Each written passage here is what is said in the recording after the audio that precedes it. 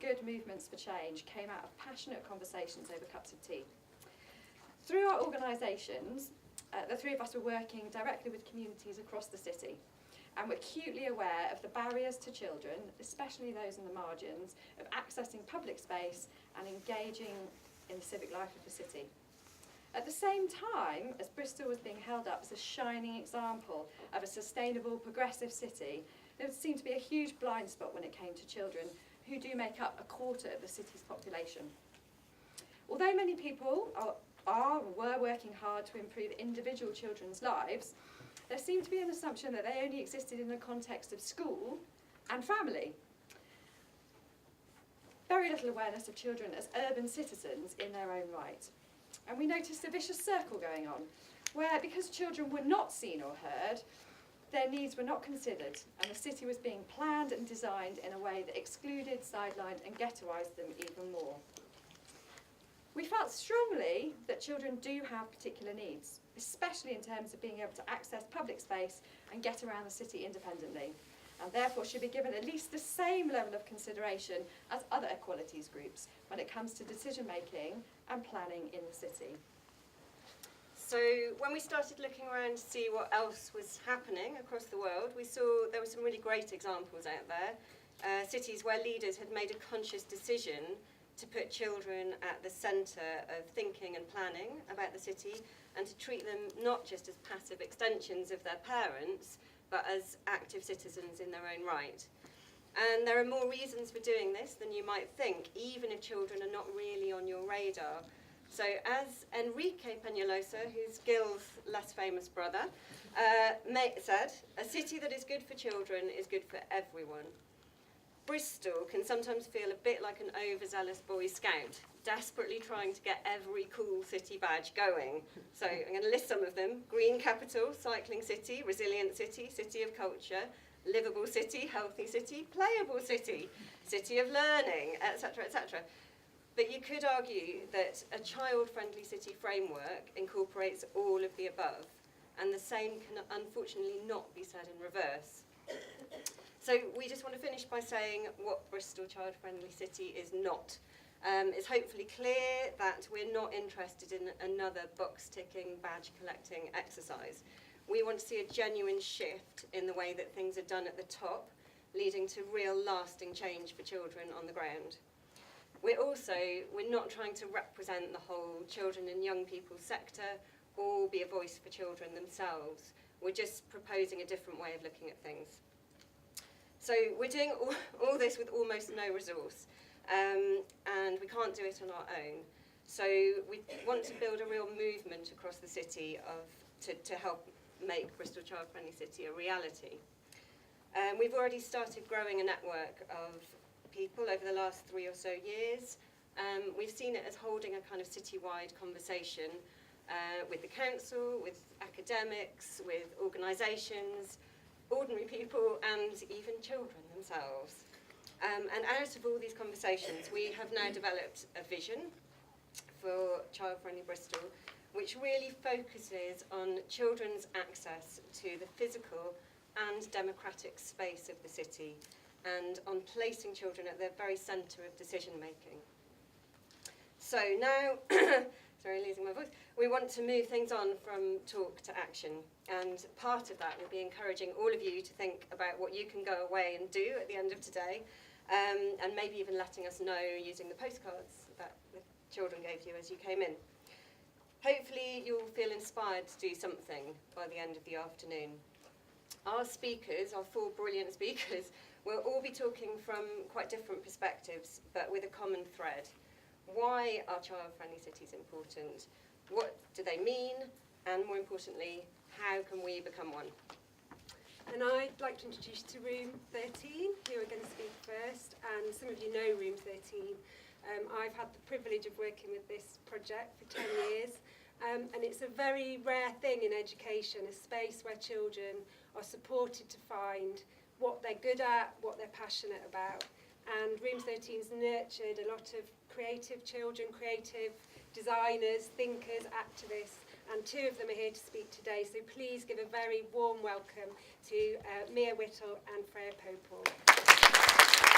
Hello, We are Freya and Mia, and we are from Room 13 in Hartcliffe.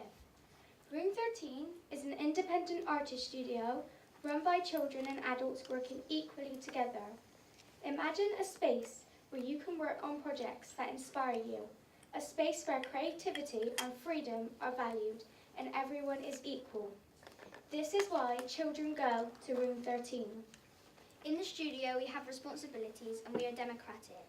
We learn to think for ourselves and express ourselves and get our ideas out into the world. It makes us feel we can change things. Last year, we were both in the Room 13 management team. We helped run the studio and we contributed lots of ideas. Although we've moved on to secondary school now, we'll always be a part of Room 13. We want to tell you about some research we did 2 years ago with all the children in Hareclive Primary School. Are children playing out? Do they want to? What's stopping us? We did lots of interviews and questionnaires and we found out more and more. The main things were, Most children, 81%, said they want to play out more so they can make friends, get fresh air, explore and invent things and be free. The biggest thing stopping us is speeding traffic and dangerous driving. We've seen and experienced this a lot in our area and it's very upsetting.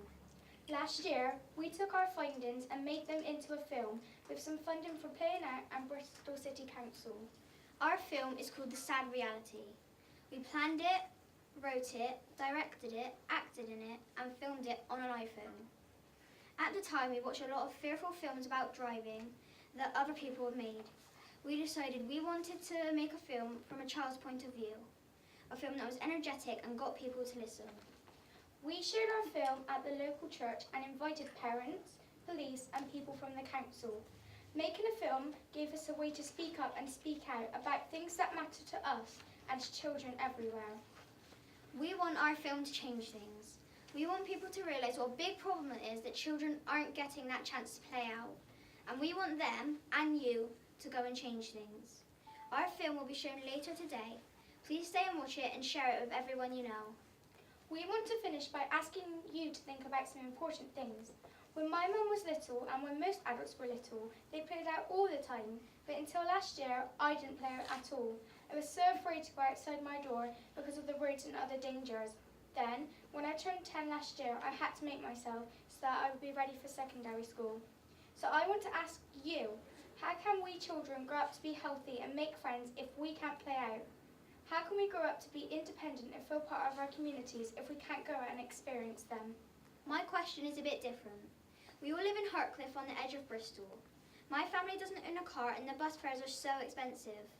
Lots of people can't get into Bristol to experience everything in the city centre. Some children have never been into Bristol, yet they only live a few miles away. So I want to ask you, how can children grow up to know and enjoy their cities if they can't get around them? And is it fair that some children can't do this at all? Finally, what can you do in your jobs and lives to help change things for us and all children?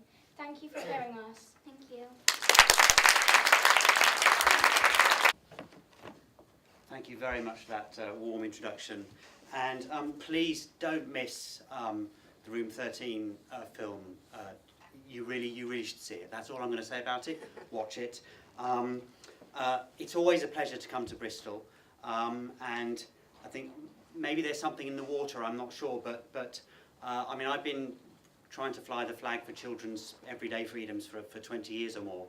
And over that time, Bristol has been the place where two of the best ideas around expanding children's everyday freedoms that I've ever seen have emerged. And one of them is Playing Out. And the other one, if you don't know, is Play Pods, which is just a genius idea about making school playtimes more fun. And I now have to add a third to that list, which is Room 13. But anyway, I'm going to talk about, I probably need to do something clever with this. Let's see if my presentation is lurking down here somewhere. It's not, so I need to load it. It's not down here, is it? Okay, this is looking good. Here we go. So let's go right up to the top. Max, help. I think I'm all right. That's what I'm going to talk about. Seems In your own to time. be a bit of a lag. I thought Max was supposed to be fast. Oh, now it's gone altogether. Oh, there we go. You've missed the title, but it doesn't matter. This is the most playful image of Winston Churchill I could find, and a rather nice quote from him. I'm going to be coming back to him later, my mate Winston. But I think, you know, this is one of the things that we know about, not just buildings, but cities. I think it's good to start with what children tell us about what they like and what they don't like about cities. And so this, no matter when, where you ask children what they like and don't like about cities, this is what they tell us. This is what they have been telling us for the last 20, 30, 40 years. We don't have to keep asking them. And I think Freya and Mia and the others in room 13 would probably want to say to us, please don't keep asking us, let's do something about it. So that's one of my messages today, is to kind of take these messages and turn them into action. And surprisingly, even within the kind of children's participation movement, there's a recognition, which is a long and honourable movement, there's a recognition that progress has been, to say the least, slow. That's a quote from a book that came out just earlier this year. Here is another comment from one of the gurus of children's participation, Roger Hart. And what he's saying at, again, is that really this focus on kind of formal participation is starting at the wrong place. We need to look at children's everyday lives in the city. And so I'm going to offer you a kind of simple definition or a way of thinking about what a child-friendly city is. It's not about formal participation, it's about children's everyday lives and their everyday freedoms. And what you're looking at here is a diagram that shows you, when do you have a child-friendly city? Yes, you have a city where there are lots of things to do, lots of places to go. That's, if you like, one dimension. You've got a two-dimensional graph here, or chart. So on the bottom, you want lots of parks, play spaces, children can go to their friends, but that's no good if children have no freedom to get around their neighbourhoods, if they are dependent upon poor public transport or the parental taxi service. So you also need a lot of everyday freedom. A lot of that children find it easy to walk, to cycle, to get around their neighbourhoods. That's when you get a child-friendly city, when you have both of those elements. You have the, to use the technical term, the independent mobility, but also the things to do, the places to go. And Alice, I think, quoted earlier, this is the full quote from Gil's brother Enrique, and I really like that image of the child as an indicator species. In the same way that if you want to find out, the quality of a river environment, you check to see if there are salmon swimming in it, and that's a good sign of that habitat. If you see children of different ages, with and without their parents, on bikes, on foot, just inhabiting the space between buildings, then that's a sign that those habitats are good habitats. So that's my offer to you about, at the simplest, what does a child-friendly city looks like? It's a city with children in it, visible, active, engaged, getting around, enjoying and experiencing city life. How do we make the case? Now, I'm going to suggest, firstly, there's been lots of work over the years trying to make the case for child-friendly cities. I think we need to be more ambitious. We need to be trying to think about a sustainable approach, one that's equitable, that recognises that some children are not being served well, others may be, and that actually goes to scale. It's not enough to have pilot projects and parks or playgrounds here and there. We're talking about looking across a city. And one way of thinking about this question, making the case at scale, is thinking about the decision makers. Here's what one of your decision makers, who happened to be in the room about half an hour ago. Sadly, I didn't quite get the chance to talk to him about child-friendly cities, but so I grabbed this story off of your local paper's website. What's the mayor achieved? These were the headings that the paper ran through. Okay, so this is your local paper's take on the priorities for your mayor in this city right now: housing, transport, so on and so forth. Now, if you like, one way of framing this question about how do we get serious about child-friendly cities, how do we fit in, how do we hook thinking about children and children's everyday lives into, how do we get it into his brain and near the front of his brain? I'm going to suggest to you that we don't do it by talking about children's rights. Okay? I've signed up to the UN Convention on the Rights of the Child for a long time, but I'm going to suggest to you, if we want to get Mervyn Rees interested in this topic, we have to speak to his problems and his concerns and show the links with our agenda. And I think it's not very difficult to do that. And I'm just going to have a 2-minute historical diversion here. And think about another tipping point, a point in history where in another city, in another country, people suddenly started taking children's right to the city seriously. And that was in the early 70s in Denmark, in the Netherlands. Actually, it was in Denmark as well, but this is Amsterdam. And what happened in Amsterdam and other Dutch cities was people woke up to the fact that each year hundreds of children were dying on the streets of the Netherlands, being run over by traffic.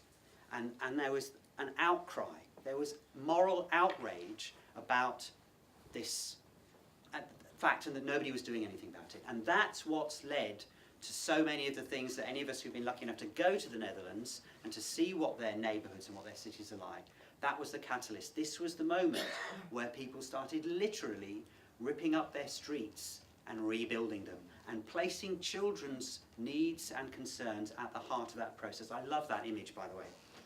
So it wasn't a kind of abstract commitment to children's rights.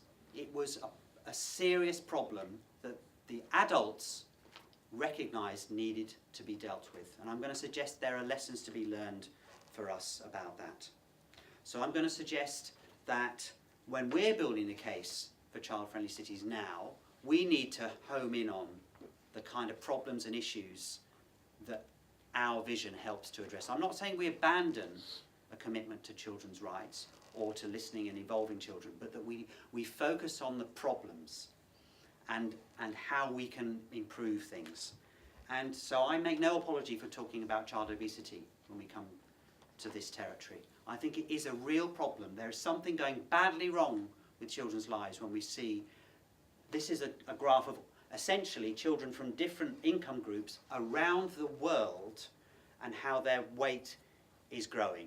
Okay, if this were any other species on the planet showing this level of change in a basic sort of measure of health of the young of that species, there would be pandemonium. So I know we hear a lot about child obesity.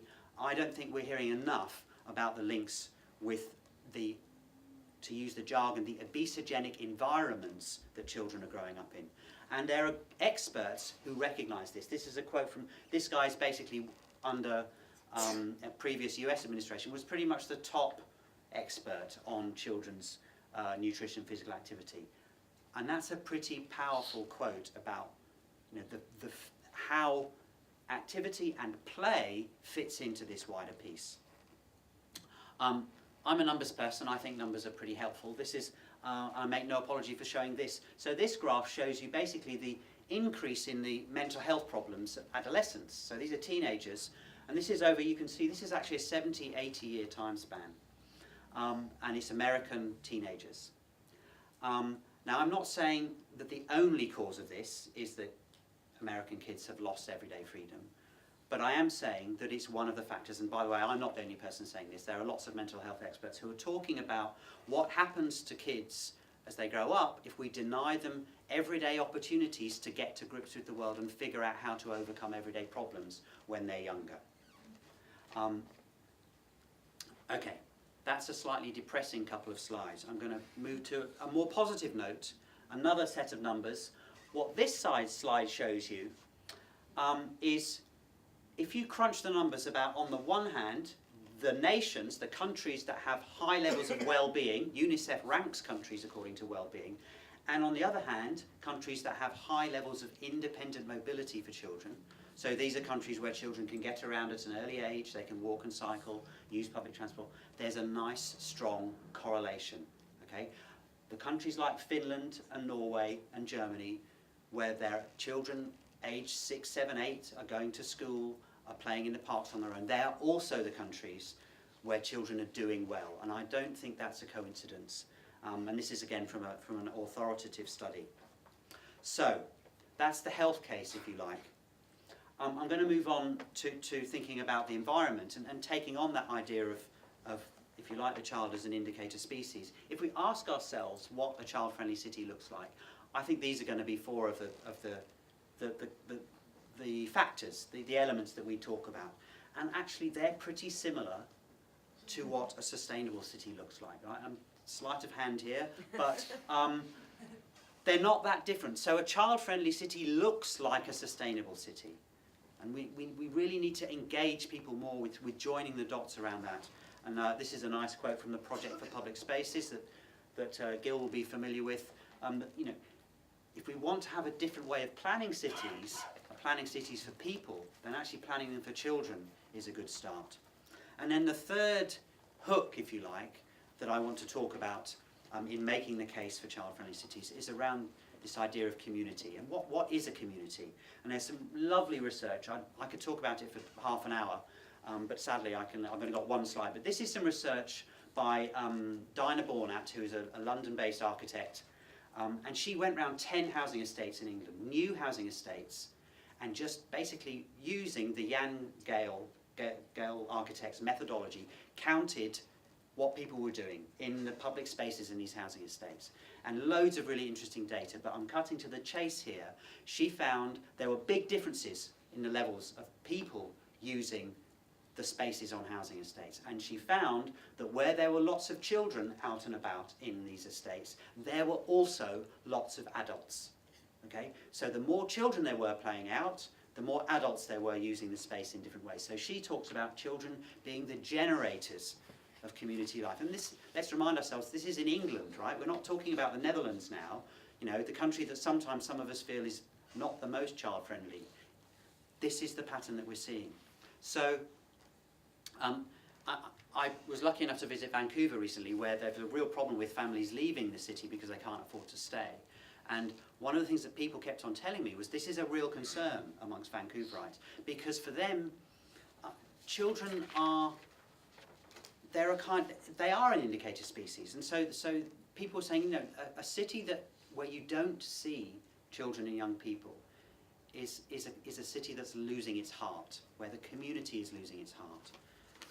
Now, I'm sure all of you in the room are probably pretty signed up to all of that, but the problem here is that there's a bunch of, you know, there's a wider challenge, and it's brought home for me in my own neighbourhood. So I live in Walthamstow in East London, and we've just had a big investment programme called Mini Holland, which is about tens of millions of pounds being spent to make streets more attractive, promote walking and cycling. Here is one of the streets that's been the focus of that.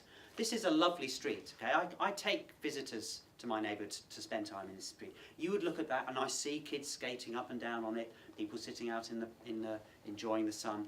You would think, what's not to like about this? Okay, well I have news for you.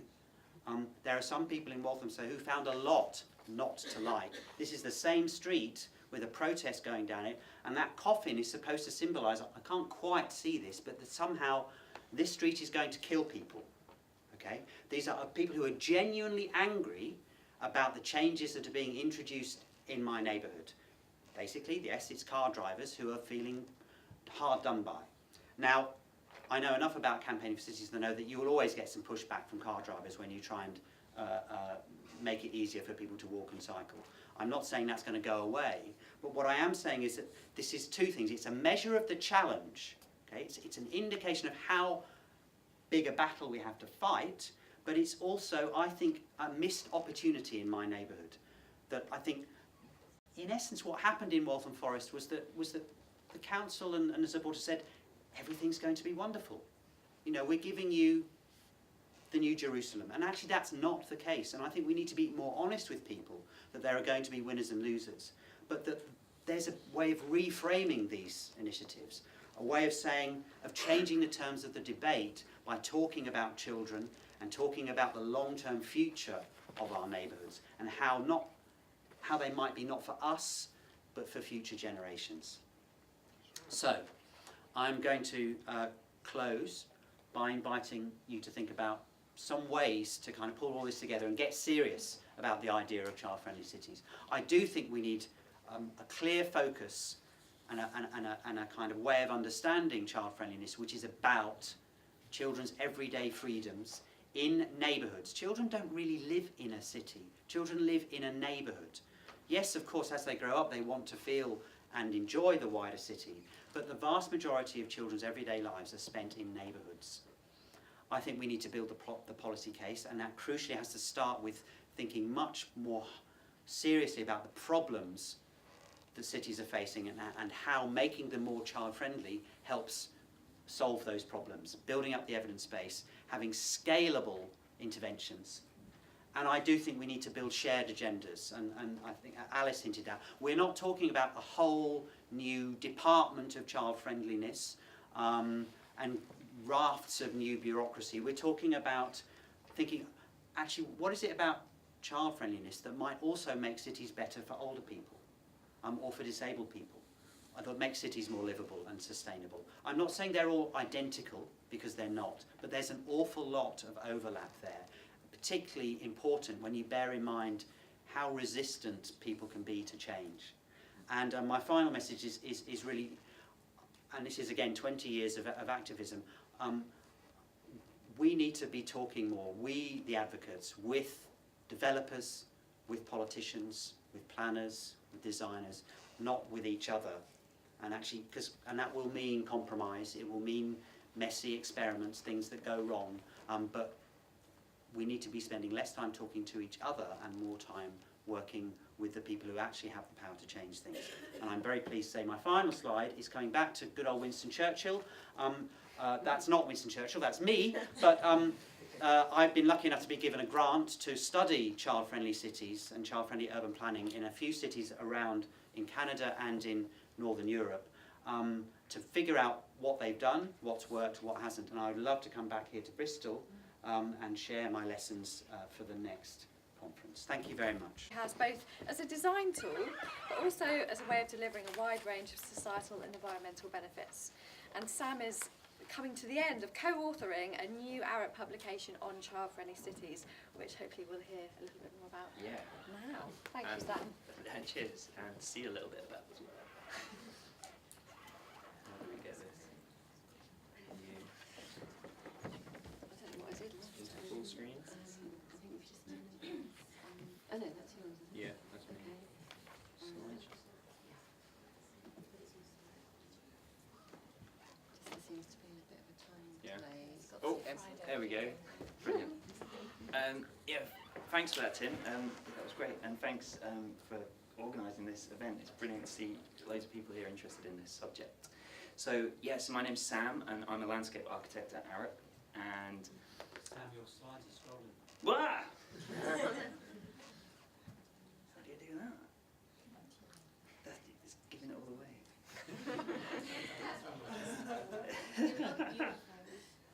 I'll try going with. You want to switch off the timing and something? Yeah. You know, let's do that. Enter full PDF, screen. I Oh, it's a don't know. PDF. Yeah. I'll try full screen. Let's try that. Okay.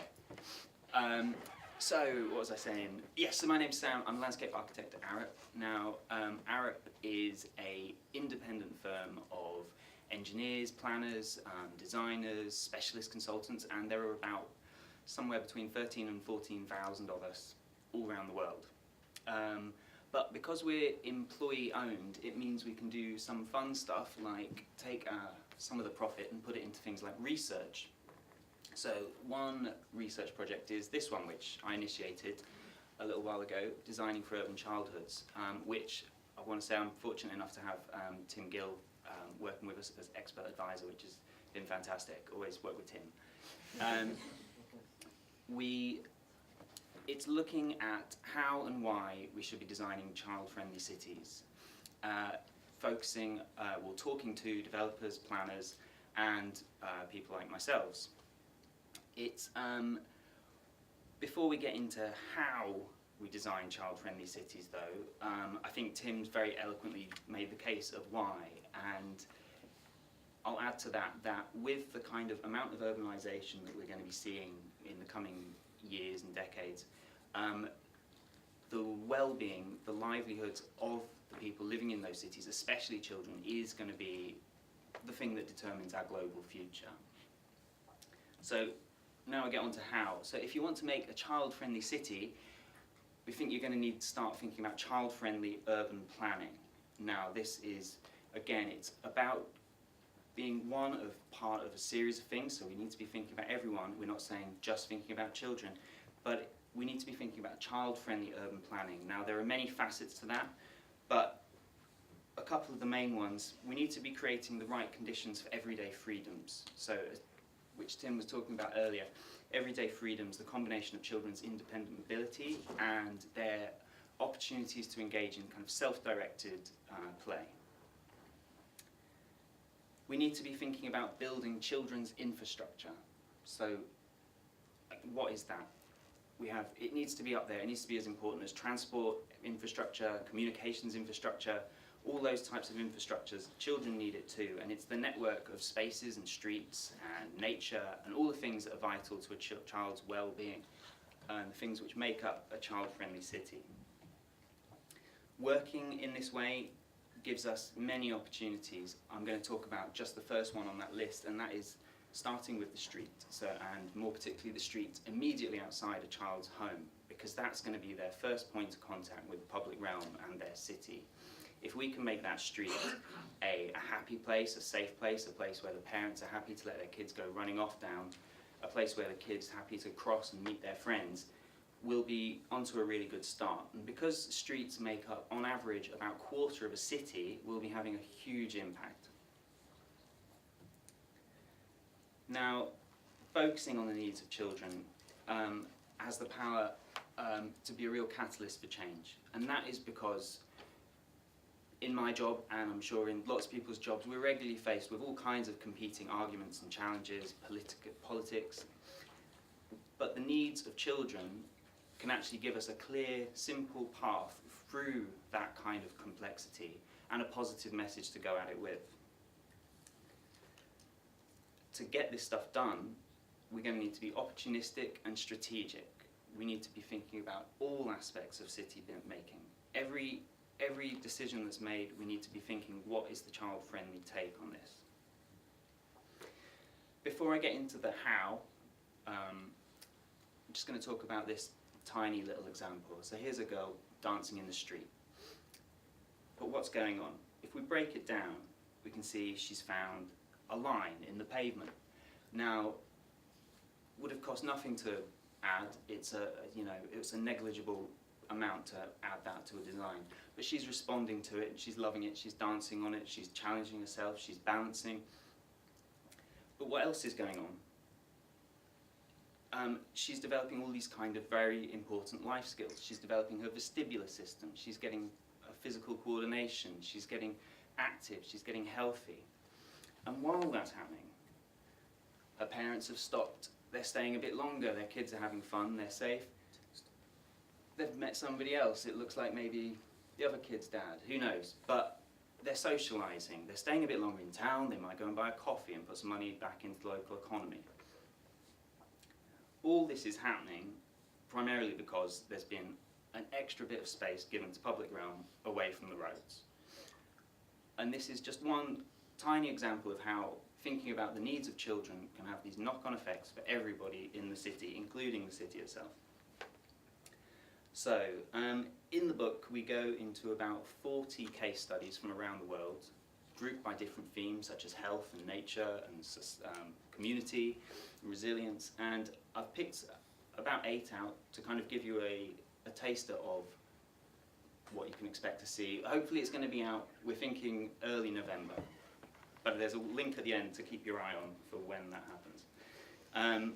So in Bogota and Tirana, children are being seen as agents of change. They're being given ownership of schemes to encourage, improvements in people's behaviour, like encouraging recycling, reducing car use.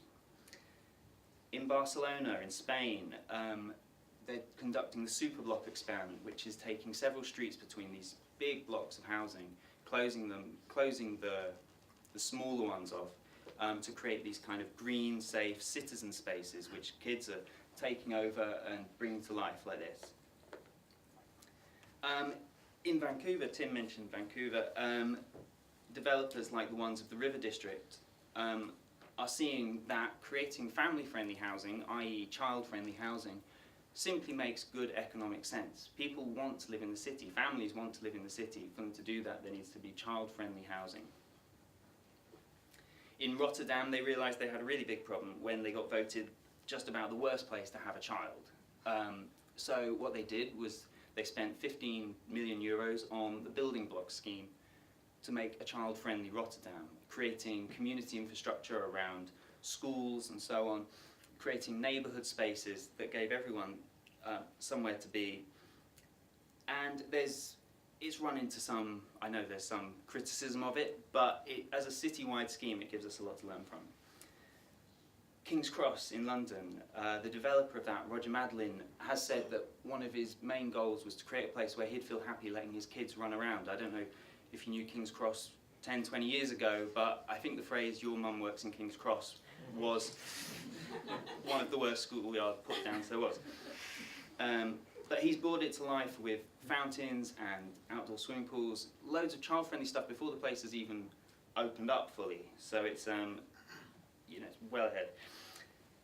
In Salinas in California, the residents had terrible trouble with gangs and violence, kids getting involved in that kind of stuff.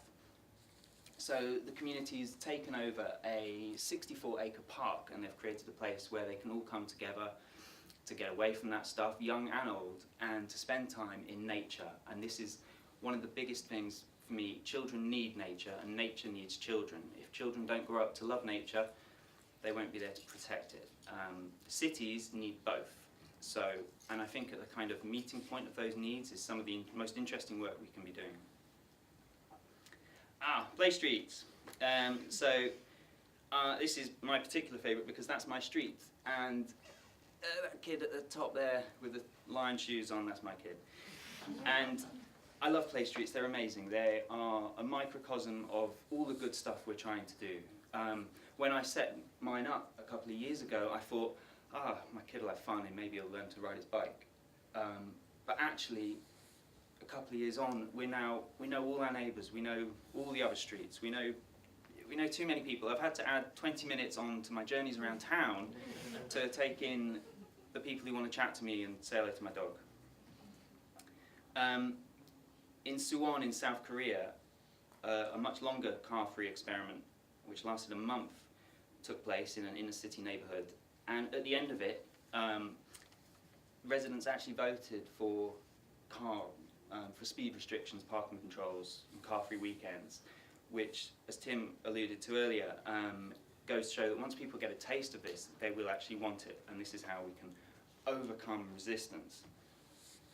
So in this book, which will be out soon, towards the end, you'll find actions. We've developed 5 actions for each of our 3 key audiences. Again, city leaders, developers, and the built environment types.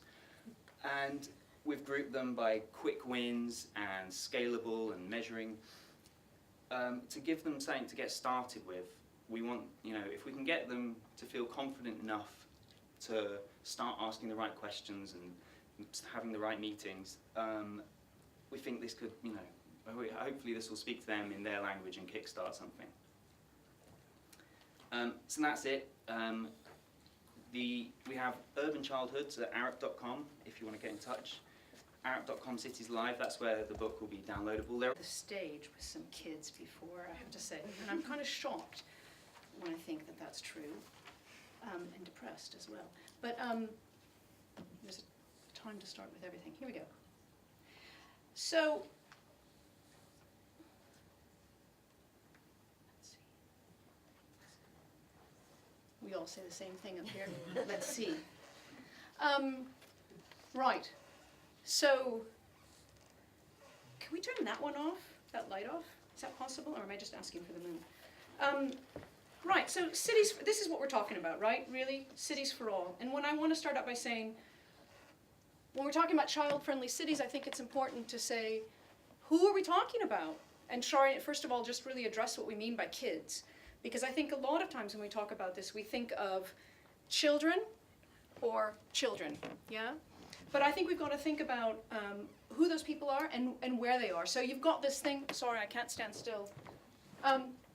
You've got kids are going to be with their parents because they're doing something, right, like that, or they've got to be maybe watched, close, proximate. Then you've got the kids who are kind of near the parents when you're a little bit older, you know, so you're 3 years old and you get to walk away and start doing something a little bit more. You get a little bit further away, right? You can be in the area but not next to. And you start to, as you grow up, you need and you earn this right to be a little bit further away from your parents. And it's a really important part of growing up that you have that. Because you need to do the secret stuff, right? In appropriate amounts of time. And that's, thank you. That is really important. So I think it's important to say that we're talking about this lifespan. We're talking about the growth of a person, okay? Because everybody in this room can remember their favorite play space. Mine was the abandoned housing development and the stuff that was left behind. So what I'm going to talk about the next is where do these kids go? And I'm purposefully using this very crass American kids rather than children, because I don't want us to think about the wee ones. I want us to think about us. So where do we go? We need play spaces, of course, right? We need play spaces. And what do we talk about when we're talking about play spaces? Playgrounds. And I think that part of what I'm going to walk through is just talk about the kinds of breaking down some of the different areas that I think are important when we talk about places for kids in cities. So playgrounds, but what is a playground and who is a playground for? When we fence them off and lock them up and put them in schools, we create a really time-sensitive area as opposed to something that's opened up, broadened out, and invited part of the city. And maybe whilst there's need for particularized play activities, I think it's also true that kids can just about play on anything. And, you know, any kind of thing to climb on, crawl under, the concrete drain pipes that were left behind in a field, those were amazing. And I think that's what we've got to allow children to have those challenges, to have those adventures, and to maybe even make places. I think we're getting a little bit too safe in our play areas, and also a little bit too prescriptive. That I did show you something that looked like a ship and something that looked like a dragon, but what's great about a lot of the play areas that I think we all remember the most is we made them into what we wanted them to be on the given day. So it was a pirate ship with me, and tomorrow it's going to be a castle, and the fourth day it's going to be name it, right? You tell me. And so there's this play spaces and play areas which are part of the city. We also then start to say, well, yeah, but maybe we're just talking about active spaces. And when you have a really active city, a really good city, you don't only have playgrounds, but you have these invitations for everyone to get out in the city and to engage and to meet each other. And so you have, instead of playgrounds, you have playful areas where maybe you start to twist or turn or play with the surface a little bit. So maybe you've got trampolines in the sidewalk, or maybe you just try to create a funnier ramp or weirder edges that people can hang out on. This is next to a school on a busy street in the center of Copenhagen. And what's interesting about it is that it captures all the sun. So it is the place to be sort of at 4 o'clock. And because there's a little community center that will let you take the wine or the beer or the coffee out, all the parents hang out here, all the kids play, and it becomes a really civic-minded place. So there's places to meet everybody. Because we're social animals. We want to see and we want to be seen. And it's more fun when you're 3 years old to be playing with the 8 years old or proximate to the 8-year-olds. And for the 8-year-old, it's kind of cool to be near the 12-year-olds. And actually, when you're 3 years old, you can play with a 6-year-old quite happily, right? In the right situations. So places to meet, places to play, places to engage, and presenting some challenges. You know, making things not necessarily always easy, either for our mind to know what to do, but also, hey, what's safe? So I take a lot of people to Copenhagen on study tours. I've taken a lot of British students. And a few years ago, I was with a UK colleague in Copenhagen, And he was really surprised that there was no boundary at the edge of the water's edge. And all my British students walked right up to the edge of the frozen water and went, wah, because they could, you know? And even though if they had fallen in, it might have presented a problem. And my British colleague said the interesting thing is in Denmark you're allowed to be an idiot, but you're expected to use your common sense. And he said in Britain, we have to design against idiocy. You know, they only fall off once if they're smart. Right? This is Paris. Kids are going to find anything. Nobody told them they could go there. But I bet you that's the best place to be in that whole plaza. And again, it's not just, you know, if mom and dad are playing, if big brother, big sister are playing, it makes it more interesting. It also becomes a great way to use extra building materials to do in-time, meanwhile uses. This is Carlsberg, which is basically an ongoing development and building site for several years and will be for several more. And the city's just making it a really interesting place with lots of activities. What do you do with a forest of ropes? Well, what do you want to do, right? It's gone now, unfortunately, but it was great while it lasted. What do you do with a bollard? Why is a bollard there? Has nothing to do with keeping the cars out, right? So how do we actually how do we design a city so that all these little moments of need that we have become actually invitations, that become things that are quite playful? The small detail that was just spoken about, a wonderful line to balance along, right? Things to be on, and that we start to invite sounds, light, smell, texture. This is in one of this is up north. This is in Leeds, is it not? And you know, just the fantastic thing of playing, right? So again, it's not only for kids, not only for children. And it becomes part of the fabric. I was in Vienna a few weeks ago. This is my friend Maurizio. Right? And because, oops, I went a little too far. But what this is actually 2 lanes of traffic, and down the middle, they had to handle some infrastructure. So rather than just planting that with some trees and making it an inviting place that you can't actually go into, they actually made it into this funky biking, skating, run around and play ramp. And they've got the crossing so that most people actually cross halfway across the street and then run along this thing. And it's a blast. And, you know, oh, for a scooter, right? The city also has to become then an area of opportunities and engagement, right? Well, commerce. It is that's why we have cities. So why can't the kids involve in it too? Because in a good city, in a good community, in a good environment, kids, we learn from watching other people. We learn from the elders. And so this great activity of, I want to be a part of that. I want to be a teacher. You know, right? Who here played school teacher, right? And who here had a lemonade stand without a permit? And you know, all those things become really great activities. And I think invitations to become a part of the city and to be seen, to see and to be seen. And maybe the weather isn't extreme, but it's quite sad that my children, with 2 weeks after moving back to the UK, freaked out on me when I was trying to put the rubber boots on a rainy day, because they said, we can't because there's not time to change our rubber boots and nobody else wears rubber boots and we don't have time to change our rubber boots. Right? We can't wear rubber boots, we just have to wear our school shoes because nobody else wears rubber boots and rain clothes and there's no place to put them. So therefore we don't go outside in the play area because none of us take rubber boots to school. Wow. And why are kids getting so fat? So, right? So what we're trying to talk about then is becoming citizens of the city, becoming people who are part of the city, becoming a larger element, and in that developing some autonomy.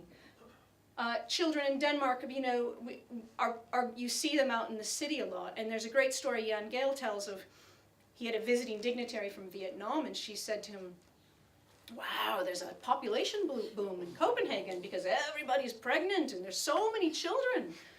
You're having this huge, and Jan said, well, no, actually I think the population's going down. But he went away and thought about it. And he realized that was because you see children in the streets. They're there, they're part of the fabric. And that's a really interesting thing, that if you're measuring who's in the street. If you're paying attention to who's out there, you spoke about using the methodology of counting who's out in the street. You have to compare that against who lives there. And if you have residents in the city, but you don't see the kids in the street, then that means they're in a little container being shipped around. And then you have to ask the question if that's the right way to handle that positive resource we have, i.e. kids. So we need to be building more safe networks and making ways to do it, and that means that a great biking city, cycling city, is not a city with more people in high vis between the ages of 20 and 40. It's a city where you're seeing faces on the streets and where you're seeing the kids, and where everybody recognizes that that's my kid. Because that freedom that you have is really important. My son learned to ride a two-wheel bike without stabilizers or anything like that at the age of 3 years and 7 months, and he was immediately riding to his kindergarten 800 meters from our house in Denmark. And social services did not come to my door. And the reason I felt comfortable doing that was because the infrastructure was involved. But furthermore, I knew that the drivers knew, they knew to look, right? They knew to pay attention for the kids. The infrastructure was there providing the situation that when school started every year as well, every bus stop, and on the back of every bus there were signs saying, "Pas på mig i trafiken," watch out for me in the traffic. School starts in September, and there was a picture of a kid, right? So reminding you, hey, the kids are back in school. Because that becomes a way of bringing that kid into the environment and saying the streets are for all of us. And you know, when I would ride with my kids in Copenhagen, you know, my daughter one time screamed out loud like someone had stabbed her because I turned right on a red, which is the small turn in Denmark because they drive on the proper side of the road. And I turned right on a red, which is illegal. And my daughter, who was about 3 years old, I swear to you, I had to stop the bike because I thought someone was kidnapping her. And, Mom, it's red. It's red. The light was red. You just went through a red light. And I thought, wow, you're 3 years old and you know traffic laws. Awesome. And what it means is that they're going to be better pedestrians. And you know what? What it means is that when I cross the street with my kid, I don't have to grab them. Because I know that they know that those cars are going fast and they know that those cars are big. Conversely, they also expect that red means stop and green means go. And they expect that equity is happening for cars and people and everyone else. So so it is this idea of, no, I'm going to stop and wait because it's my turn to wait because it's your turn to go, whether you're the driver or whether you're the other pedestrian. So that equity in traffic is, I think, really important that we teach. It's not about giving more to the pedestrian. It's just about being fair in how we treat it. So, impact, right? Where do you play? We've talked about this, getting kids out in the street and making small moves that are actually inviting all of us to enjoy the qualities. So your city floods periodically, make it an enjoyable situation. Then it starts to become about equity. We looked, and when we did a lot of studies in New York, we recognized that there were not very many women evident in the spaces, although we could see demographically they were there. It makes you start raising that question of why aren't they there? And a lot of interesting work has been done on this, but we can say, right, if you're seeing absent user groups in certain areas, you've got to ask yourself, why is that? Where's the fault line in that? And so if you're seeing a less percentage of children in your society, if you don't appear to have a population boom to your visitors, maybe we can ask ourselves why. Living in the city then, next stage. I'm blowing through these.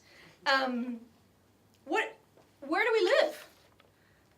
And again, I'm sorry to make this so personal, but Jan does it all the time and it works for him. So I did just move back from Denmark, and I moved from a flat that looked not unlike these, 98 square meter flat in a perimeter block with a courtyard in the middle that looked like this, where the ground floor had, you know, people had some gardens, and then upstairs you had a balcony, and then in the middle you had a play space.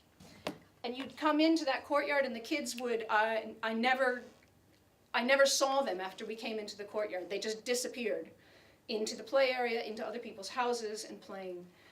And that was fantastic. We lived on the first floor. You come home, you open up the balcony, you start cooking dinner, you start doing things. The kids are out there playing. They're proximate, but they were not under my eyeballs. I knew where they were. They had boundaries. Sometimes I would get a text from Marcus's mom saying, Evan's just appeared in my house. Okay, that's fine, send them home at 4:30 for dinner, whatever, right?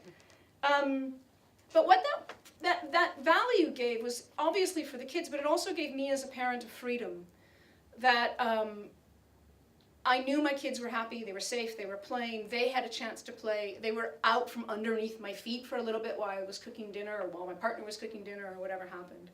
We moved back to the UK, we live in a very nice end terrace house in a very nice street in one of the towns that's supposedly the nicest towns to live in.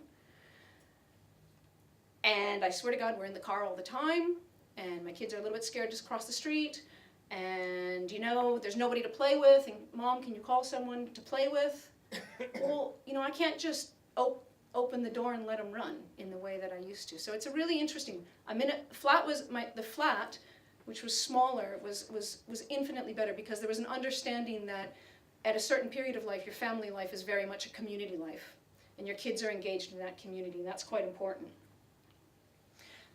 And what it also has to say is then the stuff that we design around our houses is very important. So that immediate access to the outdoors, understanding that maybe all the concerns about privacy aren't equitable with community-based ideas. This is my colleague Eva Westermark, who lives in Malmö, Sweden, and she's sitting here looking out her window and her great quote, and Jan's quote also is saying, 1 square meter of play area just outside your front door is far more valuable than the 10-meter playground down the street. Because when your kids are little, they're right there, and you open up the window and you hear them, and you're making dinner, and you can come in, and right?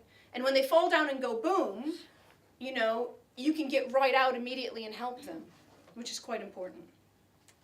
So it's this idea of when we're building, we talk about mixed-use development, I think we have to really ask ourselves, for architects in the room and planners, what that means, that we have this really proximate relationship between transport, services, housing, and people. We need to get density, which is not of buildings, but of people. And that variation and that choice is ultimately about proximity. It's about having that choice of places nearby. And form matters. This is a study from 1969. I'm prelling it out because nothing changes in the world, right? This is 1969. Kids who live above the 5th floor don't go outside as often as people who live down on lower floors, right? Not rocket science. Because the question is, well, you know, if I'm up here and, you know, my friend Chris is down there. Chris, I want to come play with you. Chris is down. Mom, can I play with Chris? Chris is downstairs. Put your clothes on, go. Put your boots on, I got to go downstairs. I run down the stairs. I get downstairs. Chris is gone, right? So this idea of proximity is really important also. High rises, if the kids aren't going outside above 4 floors, nor are the elderly, right? How are you working? Okay. Sorry, I thought some of these slides were going already. So what we're talking about is this cycle of life and this whole benefit of who we're talking about. And I think that's when we're talking about housing, when we're talking about cities, we're talking about all of us together. And that at any point in your life, you're going to be one of these people. You might be now a single person, now you might be living with someone, now you might be a so-called young family, then the kids start to leave, then they come back, then you're elderly, then your grandkid moves in, right? So how are we building housing in a city that manages this change? I think is a really important question that we have to look at. Because the point is we all benefit. I mean, we're here with Gil, and he's the one who says it's 880, right? It's for all of us. And if we're making a great city for children, we're making a great city for all of us. So as the sleight of hand we saw earlier, I think it's less about child-friendly cities, although I recognize the need to put children in the name. But I think ultimately the actions we're doing are really serving all of us kids and all of the kid in us. Thank you. So, how do we create children-friendly cities? It's so nice that this is not working. Now it's working. So, we are going to talk about cities today. And we know that there are lots of big issues around cities. We got climate change.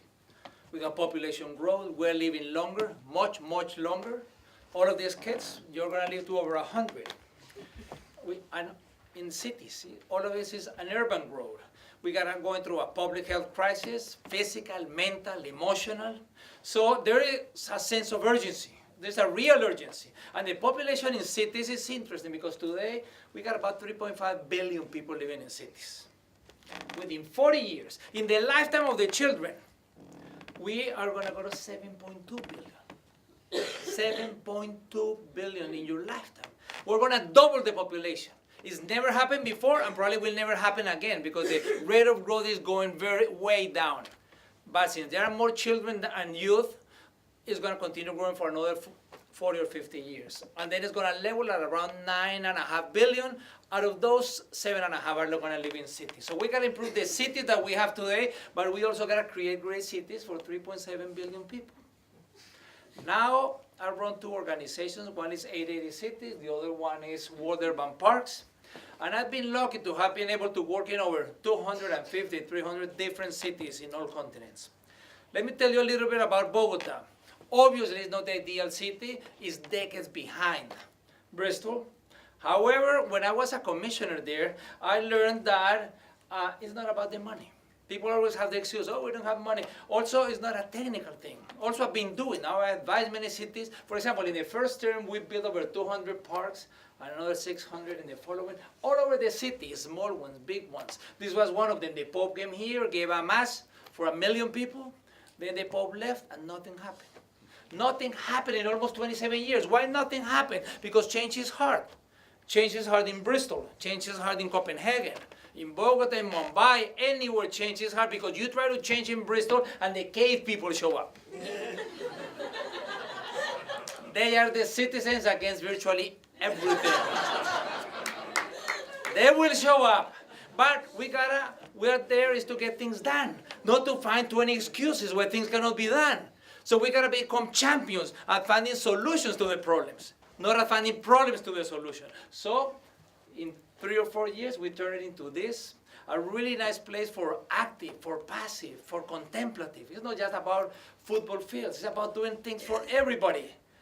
For things you can do at your own pace, at your own time. Here you got this beautiful river. How do you use the river? Here this was a man-made lake that we did. So all of these activities. And we need small parks. We need large parks.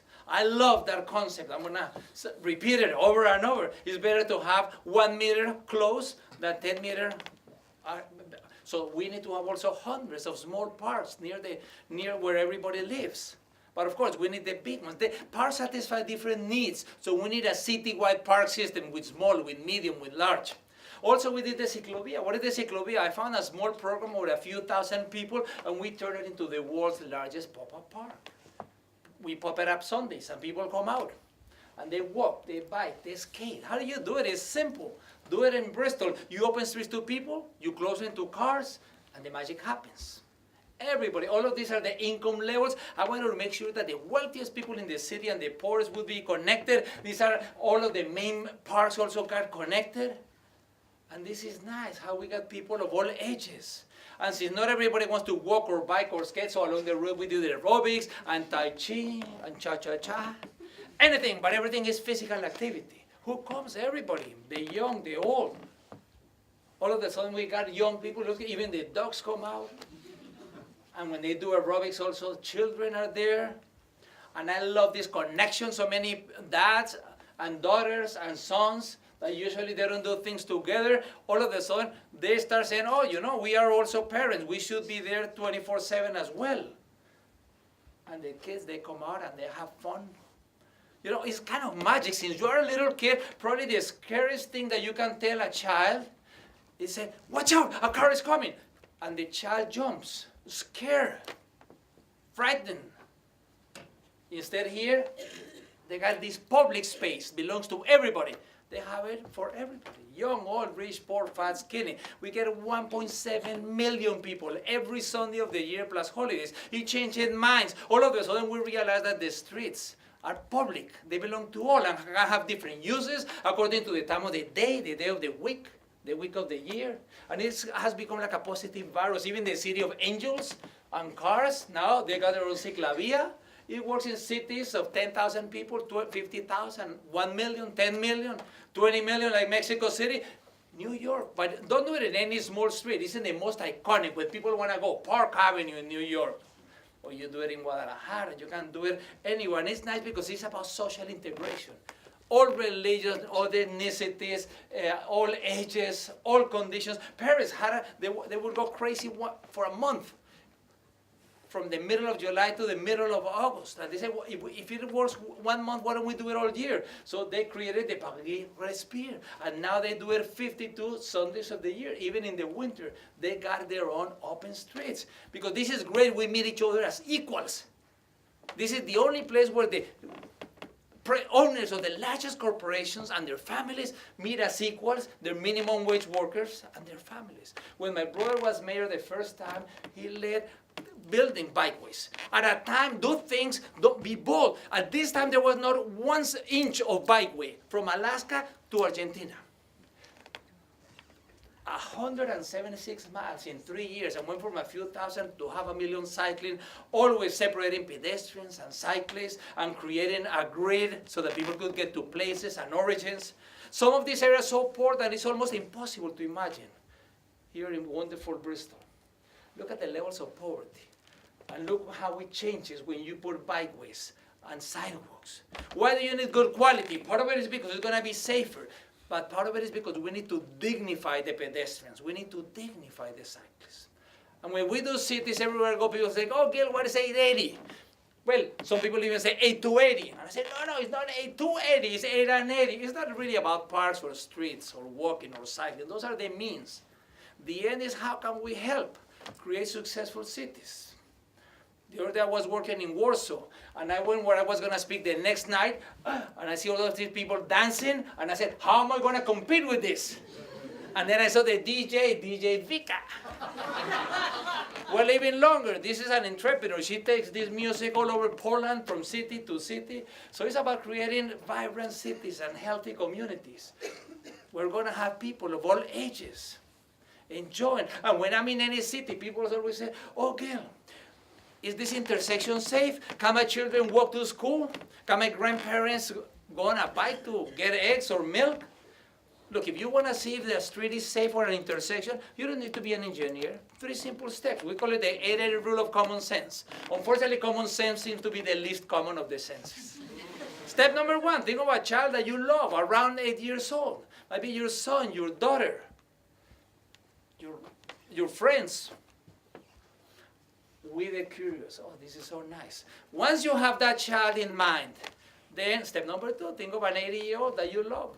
Your parents, your grandparents, brothers, sisters.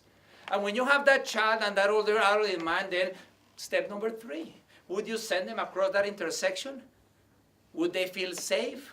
Could they go biking to get eggs or milk? Could they walk to public transit? If you would, it's because it's safe enough. If you would not, it's because it's not, and we gotta do it better. What if everything we did in Bristol, the crosswalk, the intersection, the school, the library, the theater, everything, had to be great for an 8 and an 80? Not 8 to 80, 8 and 80, because that's an indicator species. If it's good for the 8 and it's good for the 80, it's gonna be good for everybody. We gotta stop building cities as if everybody was 30-year-old and athletic, and build great cities for all. It's simple, but that's what we gotta do. I want everyone in this room to become a guardian angel. A guardian angel of the gentle majority. Who's the gentle majority? The children, the older adults, the poor. And by gentle I mean is that they are not the squeaky wheel, they are not screaming the loudest. People do public meetings and the children are doing homework, or the poor people are doing 2 and 3 jobs. Here, we should be evaluating cities by how well we treat the most vulnerable citizens, the children, the older adults, the poor. Let me give you an example of each. The children, we're going to have playability everywhere in Bristol, everywhere. We go out here, we go to the sidewalk, and we can have a swing. We're waiting for the bus, and we have a parquet. You know, it's not about money. This doesn't cost a lot of money. It's just a little bit of creativity and allow people to express themselves and do it nice, and people are going to say, oh, it's nice because children need to have fun and games. Yes, but it's not only because of that, it's because children playing is how they learn. Playing is how they develop their muscle strength, their cognitive thinking, the capacity to learn languages, to socialize, to develop friendships, almost everything they need in life. So we should have this playability everywhere, on the streets, in the parks. in this neighborhood. I love when Tim said, children live in the neighborhood. Actually, not only children, everybody. I tell people when they're looking where to live, I say, look 10 minutes around. That's where you're going to spend 90% of your time. No wonder this Nobel laureate said, the smart investment is in prenatal, then 0 to 3, and then 4 to 5. It's the best return on investment for any city. Children are going to develop a sense of belonging to that neighborhood that Tim spoke about, and to the city, and to the world, and to the human race. Maybe in Bristol and everywhere, we should have a goal that we should have a park or a play area within 4 years. 10-minute walk. So let's start building parks everywhere so that everybody will have a park or a play area within a 10-minute walk. It's totally doable. And some of you might say, but what if we don't have land? What can we do if we got to do it in 4 years? Okay, let's look what belongs to all of us. The schools, the street, the sidewalk, the library. In New York, they thought of this. They thought everybody had a park. No, most people did not. So they said, what can we do? They went to the schools. They had this pavement horrible that they call playgrounds in most cities around the world, across North America. And they said, we'll make this a really play area. If and only if we make it a school park. That during 7 to 3 is for children at school. But after 4 o'clock, Saturdays, Sundays, holidays, and then they made this with green roofs and trees. Why all of this green is important? Because the children had less attention deficit and hyperactivity disorder if they play in green areas. But by the way, it wasn't 1 or 2. New York did more than 200. New York increased by 25% the play area, the playgrounds, without buying 1 inch of land. It was looking at what exists. And you go to Copenhagen, and this, by the way, look at this beautiful garden, and then the community gets together, and the families and everyone. This is a school area in Copenhagen. All of these are schools, and this is the same idea. During the daytime, it's for the school. In the evenings, on weekends, it's for the community as a park. And if we don't have a park or a school or a library, let's take over a street and make it a play street. I love the idea in Bristol that you're doing play street. Let's do it everywhere. So this is really, really critical, having play areas for everybody, for people of all ages. It's going to be good for everything. All of a sudden, the kids, they're going to go as part of the routine, their classes. So what role are we going to play in all of this? The older adults. We're living longer, not longer, much, much longer. You know, the people that have ever lived to 65, half are alive today. And they're going to double, and over 80 are going to quadruple. And people, they're not really retirement, they are rehiring. They want to do activities. Jimmy Carter last month was in Canada building houses. We got to create a movement of the 60 plus alive. The biggest waste of resource in the world are the older adults. Older adults retire, and we cross them out as if they had died, except that they got 20, 30, 40 years left, and they are healthier and wealthier and with more knowledge and more experience, and they could be teaching refugees English. They could be tutoring kids in the schools. They could be organizing activities for other older adults, Tai Chi and yoga and things in the park. Older adults are hungry to learn about science and music and all kinds of things. This is so interesting. If we had been born in the UK 150 years ago, our life expectancy was 40. So many of us will be dead by now. Now it's more than 80. We learn how to survive. But when we got all of these issues, it's very clear that we got to learn how to live. And creating a child-friendly city is about learning how to live. And in so many ways, making it a child-friendly is also making it an older adult-friendly, and a lot of this is about the built environment. And of course, we got to consider the poor. I'm talking about equity, not equality. These guys, 8 people have more wealth than half of the people in the world. The other day I saw this cartoon that makes a nice difference. This is equality. No, some people start so far behind that actually some might not need a box, others might need 2 and 3 boxes. And some people say, oh, it's the poor countries, they're treating children bad, they're not doing very well. No, these are the wealthiest country in the world. And the share of children in poverty, the US 1 out of 5, the UK 1 out of 10. Don't benchmark yourself with whoever is bad. Benchmark yourself with the best. South Korea, 1 out of 15. Denmark, 1 out of 37. How do we want to live?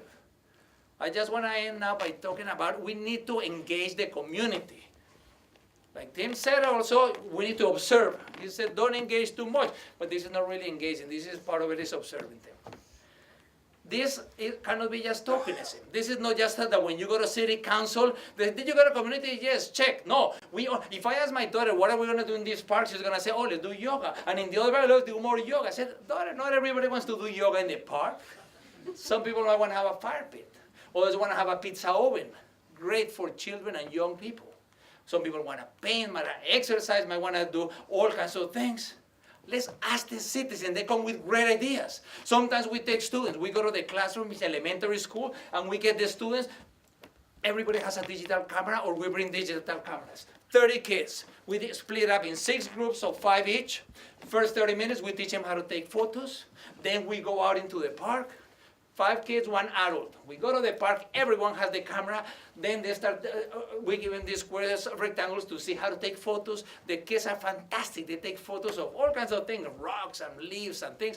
They take notes of what they would like, then they go back to the classroom, they got a table with a computer, they download their images. So it's nice because each kid has a camera, then they got a group of 5. Then as a group of 30, they end up in 8 hours with a vision of that park. And the people say, oh, Gil, great, because it's about the future.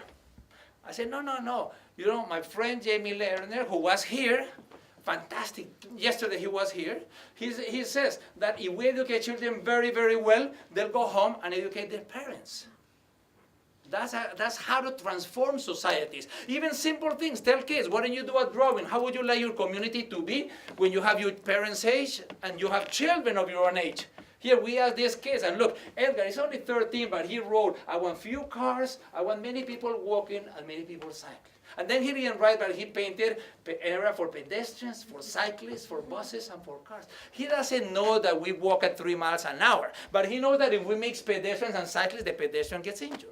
If we mix cyclists with cars, the cyclist gets injured. And then he drew public parks and low buildings with street-level activity. The low buildings that Allison was talking about. A few months after this, I was doing a workshop with the PhD students in the University of South Korea, and I said, I hope you study very, very hard, because now the 13-year-olds can summarize Urban Planning 101 in one drawing. It's important to think of, always keep in mind the children, the older adults. The older day I was at a community, sometimes I said, give me some impatiens and orchids. What are impatiens? They are these flowers that are low cost, low risk, high visibility. Let's do it this year in the next 12 months. No need to get more budget. And then a woman raised her hand and said, when I go with my children to the park, we're walking back and the sidewalk is very dark. I said, no, but that is the impatiens. I mean, those are the orchids that are more money and long term. She said, no. He said, it's low cost, low risk, high visibility. When I'm walking home, the sidewalk is very dark, but the street is very well lit.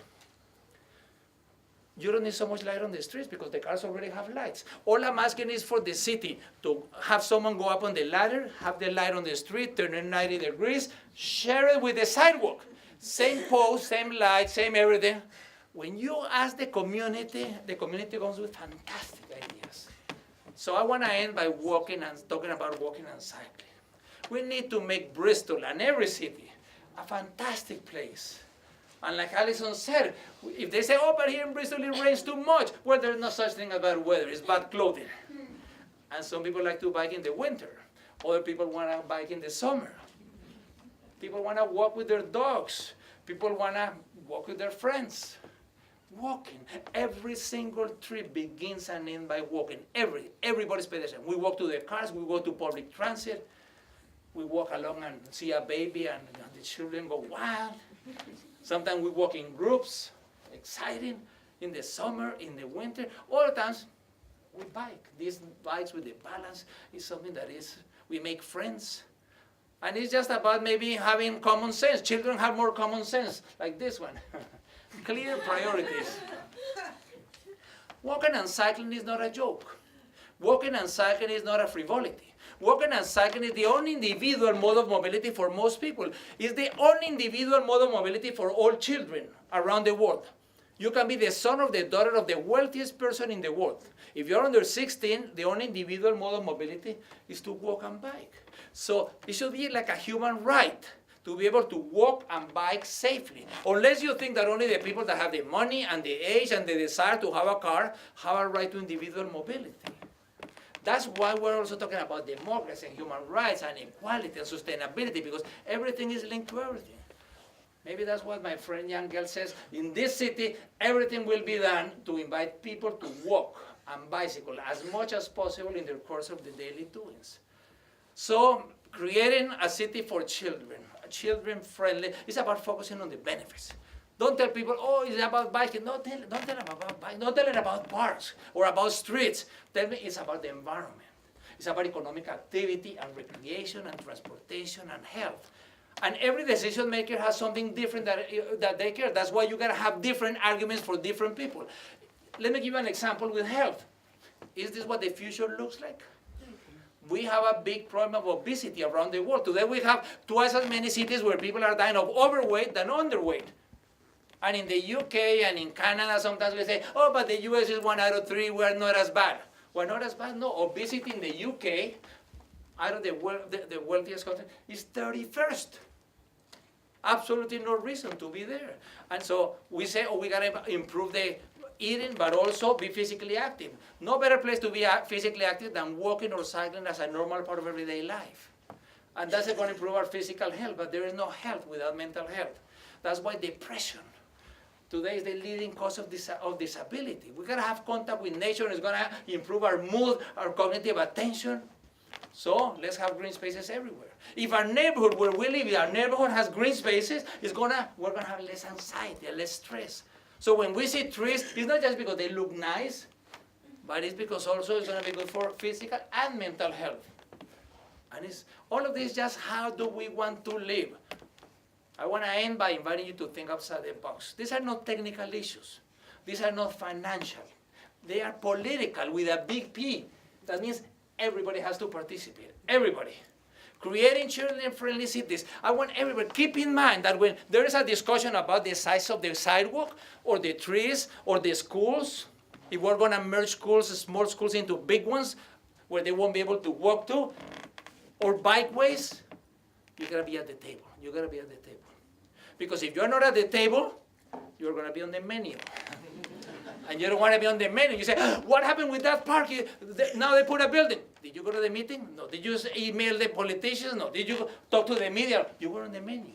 So let's build broad alliances. We got to involve the elected officials at all levels. We got to get elected public sector staff, but not only planners. Public health are most important. Environment, economic activity, and also the community, the activists, the business, everybody. How do we get all three together? By developing a sense of urgency and a shared vision. We got to move from talking to doing. We need to do. An example is not about the money. My friend, a physical education teacher in an elementary school, she said fewer kids were walking to school. So she asked them, why don't you walk to school? Because they were afraid of the cars. So when the kids went home on the holidays, they came back and Anne was dressed up as a pylon. She shut down the parking lot. Initially, the parents were very upset. She thought they were going to hit her. But she said, good morning, good, and the kids loved her. And at minus 24 degrees, and the kids started to walk and to bike. We need hundreds of Anne Fentons, hundreds. Because part of it is software, part of it is hardware, part of it is programs, part of it is infrastructure. And some of you might say, oh yes, but in my city we're doing. Yes, but we got to do more and we got to do it faster. And we got to remember that when we want children-friendly cities, it's about creating vibrant cities for everybody. It's about creating healthy communities where all people are going to live happier. So I wish you much success. Thank you very much. Taking a few questions and then amalgamating them, but we'll see how that goes. Is the mic somewhere? Can we go Charlie and then Anna? They're scary, but I know both the names of the people who got their hands up. Yeah. So do I need to introduce myself? Yes, please. Yeah. Charlie Bolton, I'm a councillor of Bristol City Council. The council at the moment is reviewing its local plan, which is the formal planning document. I wonder if you could suggest any child-friendly policies or which you'd like to see in it. Great, thank you. Yeah, we're just going to take a couple of questions. Oh, okay. And then I will There's a new methodology. condense them and refeed them to you. I don't know why people do that, but let's see. Anna. Okay, so actually my question was quite similar to Alice's, but it was more specific about people's anger. and taking Gill's sort of caveman, or cave person, analogy. So I've worked for the last 20 years as a creative freelancer and with various organisations through all these methods. So I've consulted with kids, I've worked with teenagers, I've worked with designers and teenagers, I've worked doing the hands-on making to try and create spaces that work for communities, and work with community association. And my conclusion is, as everyone said, while we have car-dominated cities, we will never get child-friendly cities. So, you know, I help to close the portway, I do open the portway to the public, sorry, close it to cars, because I was talking about cars. Okay, so I help to do all those things, and I get people from the bottom up love it, but I get anger from the top down.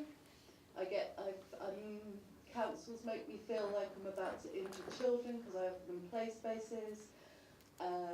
Drivers are angry when I try and cross my road, and it feels to me like authorities in the UK listen to that loud anger more than they listen to the quiet communities.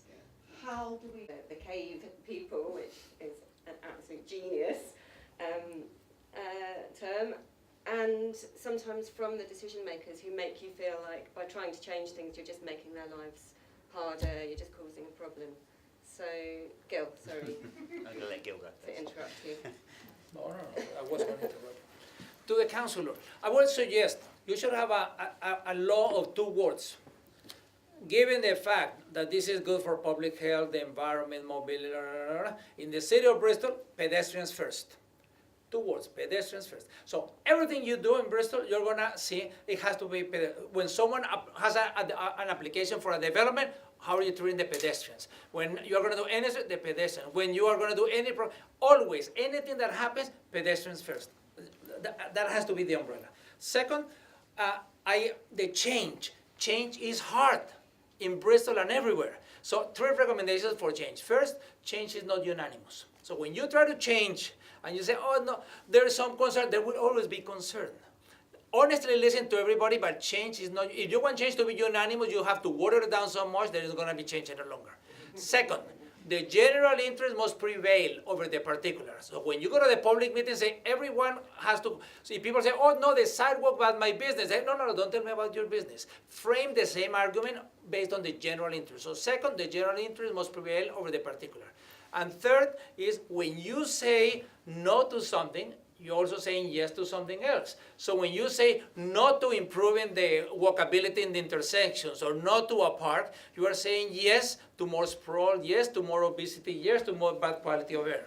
And finally, be ambitious. Bristol, I mean, if you want to do a list of cities that are worse than Bristol, you can do 1,000 cities in 5 minutes.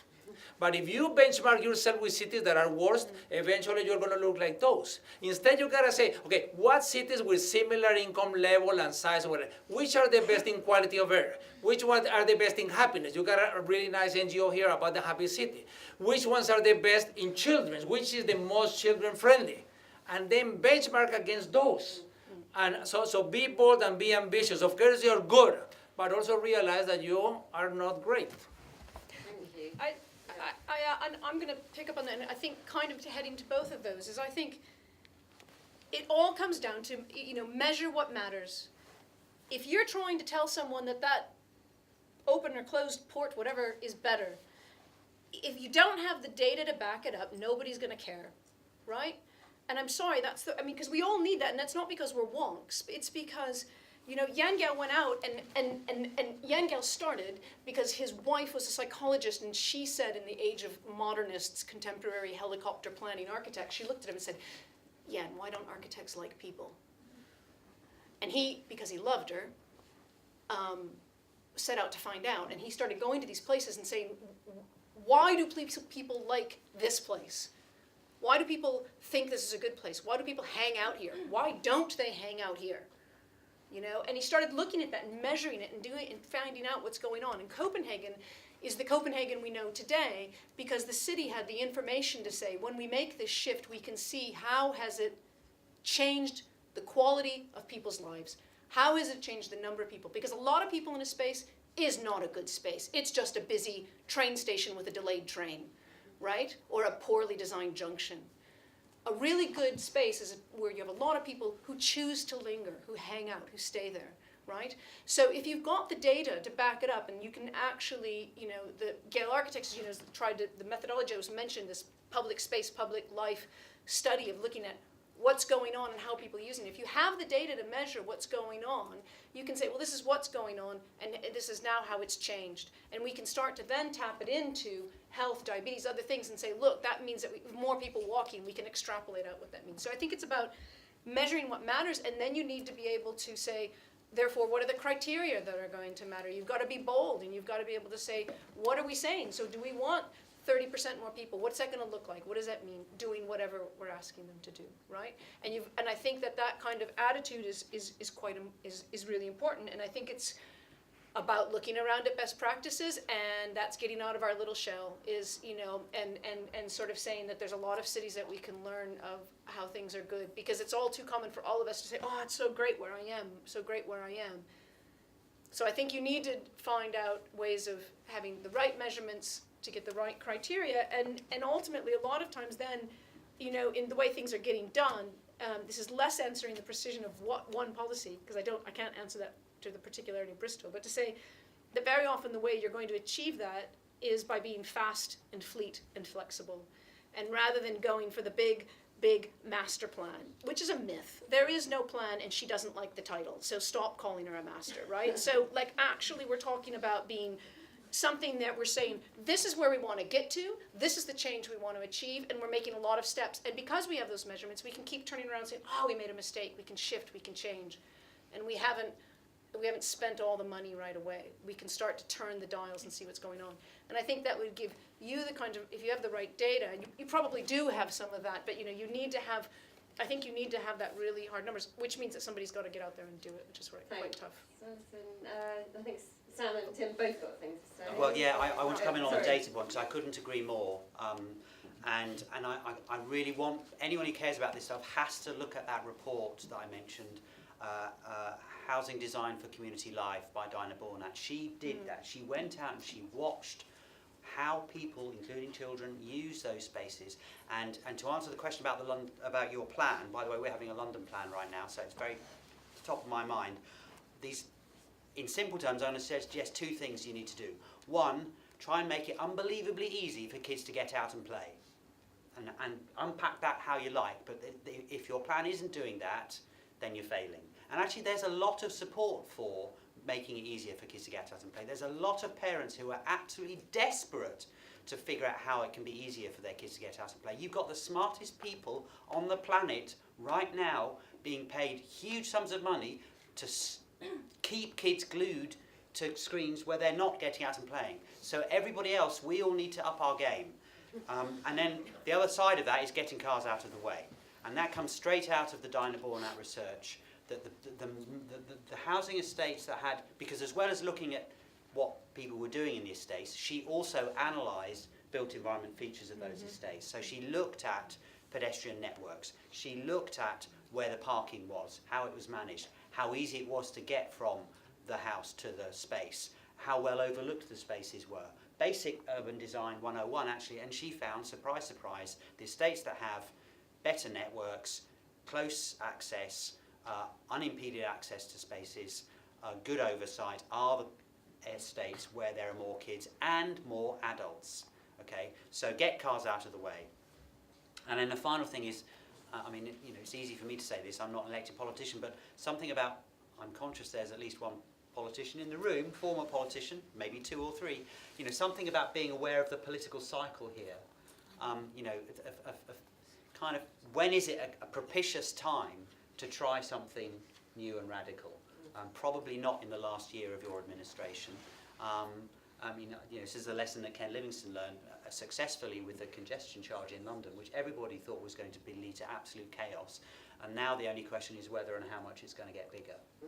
Thanks, Tim. With the policy thing, as Tim mentioned, we've been looking at the London plan. They brought us in and said, how can we make this family friendly? We said, first of all, you need to talk about child friendly.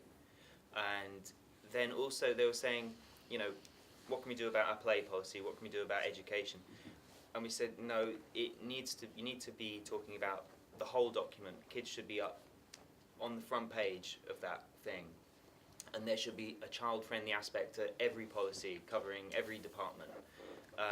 You know, children have equal access to every part of the city, so every part of the city should be catering for children in some way. As you know, as tenuous a link as that might be, there's scope for it. With the resistance thing, I think it's not terribly helpful, but it might make you feel better. I think, you know, if you're not getting resistance, then you're not pushing hard enough. So it's a good thing, and it'll get easier. That's really hard. I work with many mayors all over the world. I was working with the mayor of Detroit. And I was going to say him, and all the cycling people gave me all the data. Oh, Gil, you got to tell the mayor that people bike in the morning, in the evening, so many miles, so many this, and their hearts and their lungs and this and all that. Okay, I went in, I had all the numbers in my mind and studies and everything. I went in to talk to the mayor of Detroit, and we were talking about parks and public places. At one point I said, oh, and the bicycles. He said, oh, no, Gil, I don't want to talk about bicycles. I said, why, Mayor? Why do you? He said, oh, because riding bicycle in Detroit is only a white upper class activity. Black people don't ride bikes in Detroit. Once you show me anywhere where the black people ride bikes, okay, then we can talk about cycling. I said, Mayor, you are so wrong on that. Look, I got like 100 photos of people riding bicycles. I had no idea you were going to make this comment. If you see the photos, you're going to see that 80% of the people are black, blah, blah, blah. No, that was his issue. He didn't care about the numbers. His issue was he is a politician. He's white. The majority of people in Detroit is black. I said, what? Mayor, there is a slow roll that takes place once a month in Detroit. One night a month, over 2,000 people go on a bike ride around the city. And it's totally spontaneous, unorganized, it's fantastic. I said, Mayor, in 2 or 3 weeks it's happening, let's go on the bike ride. And then you can see who bikes in Detroit. All of a sudden he was in the middle of 2,000 people, and at least 3 out of 4 people were black, and then he realized that black people actually do bike. So once you hit him in the heart, once the person is convinced that this has to happen, the data is very easy to come. They can get any staff to, or they hire a consultant to give them the data, because all of these things are obvious. We know that all of this is good for health, that is good for the environment, is good for this, good, but we need is to get the decision maker. 20 years ago, we were not even talking about it. It's like on a football field. 20 years ago, we were not even on the football field. Now we are talking, now we're on the football field. We have learned how to pass the ball around.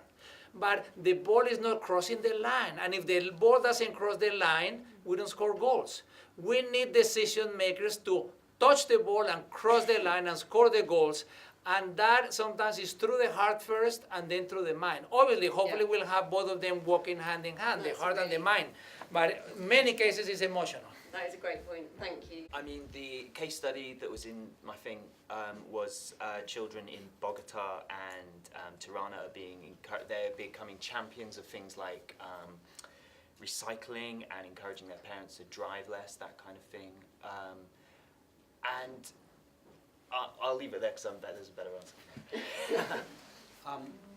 I think what you did with your film, which I'm telling everybody to watch, is a brilliant example of how your voice in that film has a punch that adults can never have. So I think for adults, for us to, in a way, exploit, to actually exploit your power and the effect that your voice has on debate, something that we need to do more. And I think there are lots of examples of where, when it gets down to the detail, how to make a park more relevant to girls, for instance. I think there's some evidence that girls are not using and spending time in parks and public spaces as much as boys. We actually need to come and ask you and get your ideas on that, because we don't necessarily know all the answers. So that is a really good point that ties in with you saying at the beginning of your talk, we don't need to keep asking children the same questions, but you mean at the big scale, we don't need to keep and where we asking don't know the questions, answers, then we need to ask at the the questions. specific level. Yeah, that's great. If we want people to walk and bike, we also need to dress comfortable. We should ask the children, how do they want the school uniform? You're gonna be suffocated, right? Or I mean, if you're gonna write a letter to someone that you care, your mom, your boyfriend, whoever you want, what do? Are you gonna dress up like that? Are you gonna be in a classroom like that? No, you are relaxed, you're laying down, so why? That happens in cities. Many cities force women to wear high heels and men to wear ties to go to work. If people want to wear ties, fantastic, but they should not be expected to. If women want to wear high heels, that's fine, but that shouldn't be expected to. Those are the kind of things. So we should hear from children, even how should children dress to go to school? How should the uniform be? If we want them to be active and fun and excited and relaxed and open their mind and be creative, probably the school uniforms in England would be a bit different. So I'm aware that there are a lot more questions out there, and I'm really sorry, but we need to go to the film because the children need to get away at a certain time, and also we don't want to go on forever.